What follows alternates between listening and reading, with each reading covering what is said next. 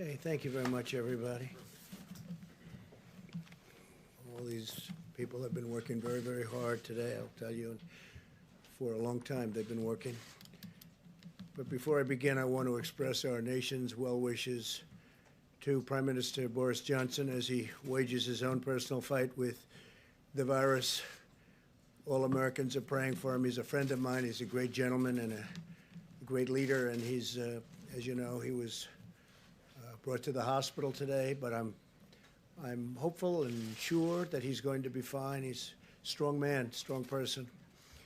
Today, every patriotic American heart beats in solidarity with the incredible people of New York and New Jersey. They've really become a very hot zone, but some very good things are happening. In New York, the first time where the deaths were less from the previous day. That's the first drop so far, so maybe that's a good sign. It could be. And the hospital levels are starting to perhaps decrease. It's been very short, but perhaps decrease. So we wish Governor Cuomo and all of the people in New York great, and New Jersey, your governor's doing a great job. He's doing a great job in New Jersey. They got hit very hard. I just want to say that the full power of the American government and American enterprise, it really is. This is an all-out military operation that we've waged, and especially over the last number of weeks. 50 states and territories have now been approved for major disaster declarations, which is very unusual. Thanks to the Army Corps of Engineers, New York City's Javits Center is now one of the largest hospitals in the United States.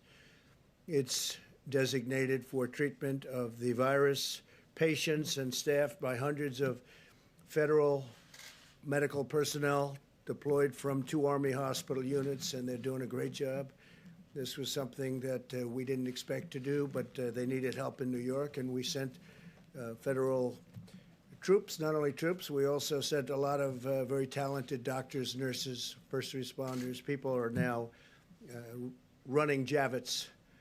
Also, as you know, the USNS Comfort, which is in New York, there's been a lot of publicity about that coming in, and all that was not supposed to be for the virus at all under any circumstances. But it looks like more and more we're going to be using it for that. So we'll see. That was supposed to be for people having other medical problems. But it's very interesting because there are virtually no cars on the road, no motorcycles on the road, no anything on the road. Things that would normally be taken care of, we don't see anymore. So we haven't seen that in a long time. It's perhaps a positive. But the ship is ready, and if it has to, if we need it for the virus, we will be using it for that. They'd prefer not, for obvious reasons, but if for any reason they need it, it's ready, willing and able. We have the best doctors, the best military leaders, and the best logistics professionals anywhere in the world, and we're orchestrating a massive federal response, unlike anything our country has ever seen or done. We've never done anything like this.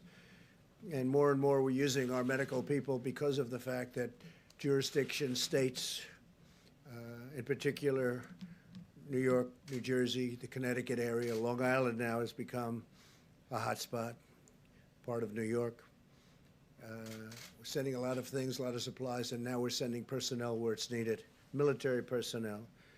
As of Tuesday, we'll have deployed over 3,000 military and public health professionals to New York, New Jersey, Connecticut, and other parts of our country. 3,000, and that number's going up.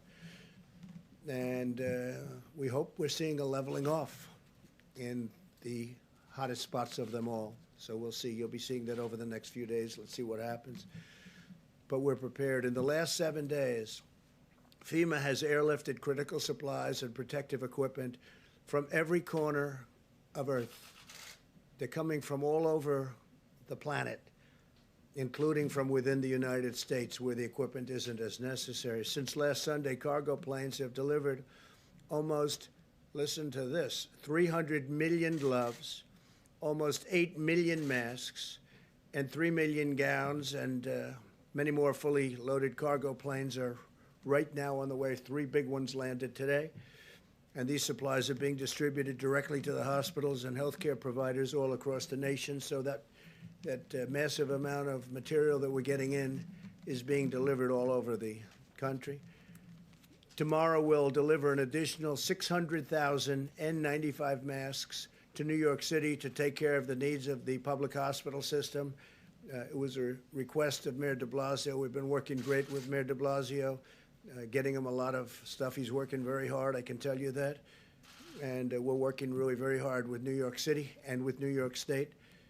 And at the request of Congressman Lee Zeldin out in Long Island, we will also be delivering another 200,000 N95 masks to Suffolk County, where they need it very badly. So we're getting that out on an emergency basis. Should be there tomorrow.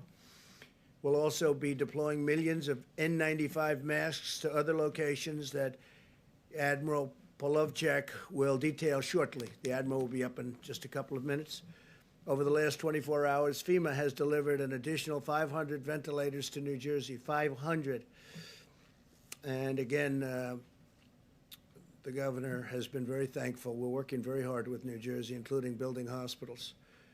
We've also sent an additional 200 ventilators to Louisiana, definite hotspot, 300 to Michigan, working very well, I think, with the governor. Amazingly, 600 will be going or have gone to Illinois. And I mean, there's a governor, I hear him complaining all the time. Pritzker, I hear him, he's always complaining, and yet I just said, give me a list of a couple of the things we've done in Illinois. And we're building a 2,500 bed hospital in McCormick Place. That's the big convention center in Chicago. And we're helping to staff it, and probably will end up staffing it because he's not able to do what you're supposed to be able to do as a governor. He has not performed well. And we're also sending 100 ventilators to Massachusetts. So we have 600 to Illinois, we have 100 to Massachusetts, we have 300 to Michigan, we have 200 to Louisiana, we have 500 ventilators, 500 going to New Jersey. And this is being done by FEMA, being delivered by FEMA.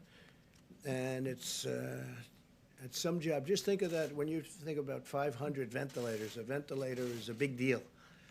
We're also establishing a federal medical station in the Washington, D.C. area to help Washington, D.C., and working very closely with the mayor and everybody in Washington, D.C. At the same time, Governor Inslee, we appreciate this, of Washington State has returned 400 ventilators, which can now be deployed elsewhere in our country. So the state of Washington's done very well. They won't be needing some of the ventilators that have been sent, about 400, that's a lot. And we appreciate that he's able to give them back. He feels confident that they are in good shape for the coming weeks until we can declare a final victory. In the days ahead, America will endure the peak of this terrible pandemic. Our warriors in this life and death battle are the incredible doctors and nurses and healthcare workers on the front line of the fight. We pledge to them our eternal gratitude and everlasting support. They make all of us very proud. Our country is very proud. We have people, they love our country. The world loves our country, most of it, probably all of it. They just don't say it. I can report today that the United States has now tested and gotten results of 1.67 million people. That's far more than any other country has been able to do. And you remember we inherited a broken system, so a lot of this has been developed. By Tuesday, 1,200 brand new rapid point-of-care testing kits has been produced by Abbott Laboratories, great company, and they'll be distributed to all of our public health labs. That's a 15-minute test, even less, as well as the Indian Health Service, the CDC, and the Strategic National Stockpile. So we're going to have 1,200, and on a weekly basis, we're making a lot more. They go very fast. They're very accurate tests. And other countries are wanting them, so at the right time, we'll be able to do that. But right now, we're getting them to all of ours. So we've done 1,670,000 tests. Think of that, 1,670,000 tests. And we have a great system now. We're working with the states in almost all instances, but we have a great system. And the other thing that we've bought a tremendous amount of is the hydroxychloroquine, which I think, as you know, it's a great malaria drug. It's worked unbelievably. It's a powerful drug on malaria, and there are signs that it works on this, some very strong signs. And in the meantime, it's been around a long time. It also works very powerfully on lupus. So there are some very strong, powerful signs, and we'll have to see, because again, it's being tested now. This is a new thing that just happened to us, the invisible enemy, we call it. And if you have no signs of heart problems, the azithromycin, which will kill certain things that you don't want living within your body. It's a powerful drug. If you don't have a problem, a heart problem, we would say let your doctor think about it. But as a combination, I think they're going to be, I think there's two things that should be looked at very strongly. Now, we have purchased and we have stockpiled 29 million pills of the hydroxychloroquine, 29 million. A lot of drugstores have them by prescription, and also, and they're not expensive. Also, we're sending them to various labs, our military, we're sending them to the hospitals, we're sending them all over. I just think it's something, you know, the expression, I've used it for certain reasons. What do you have to lose? What do you have to lose? And a lot of people are saying that when, and are taking it, if you're a doctor, a nurse, a first responder, a medical person going into hospitals, they say taking it before the fact is good, but what do you have to lose? They say take it. I'm not looking at it one way or the other, but we want to get out of this. If it does work, it would be a shame if we didn't do it early. But we have some very good signs. So that's hydroxychloroquine and azithromycin. And again, you have to go through your medical people, get the approval. But I've seen things that I sort of like. So what do I know? I'm not a doctor. I'm not a doctor, but I have common sense. The FDA feels good about it. They've, as you know, they've approved it. They gave it a rapid approval. And the reason, because it's been out there for a long time, and they know the side effects, and they also know the potential. So based on that, we have sent it throughout the country. We have it stockpiled, about 29 million doses. 29 million doses. So we have a lot of it. We hope it works.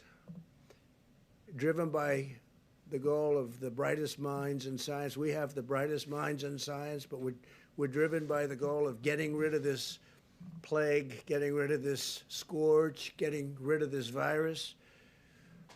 These brilliant minds are working on the most effective antiviral therapies and vaccines. We are working very, very hard. I have met many of the doctors that are doing it. These are doctors that are working so hard on vanquishing the virus. We strongly recommend staying at home, practicing vigorous hygiene and maintaining social distance so you're just not going to catch it. It's the most effective weapon in this war. And I will tell you, we are committing to you, we're committing to the people of our country like few administrations, few people, few professionals have ever committed before. They are working so hard. I see them before my eyes, exhausted. People that I'm dealing with every day, exhausted. They haven't left their offices. They haven't left their hospitals. We meet with them. We see them.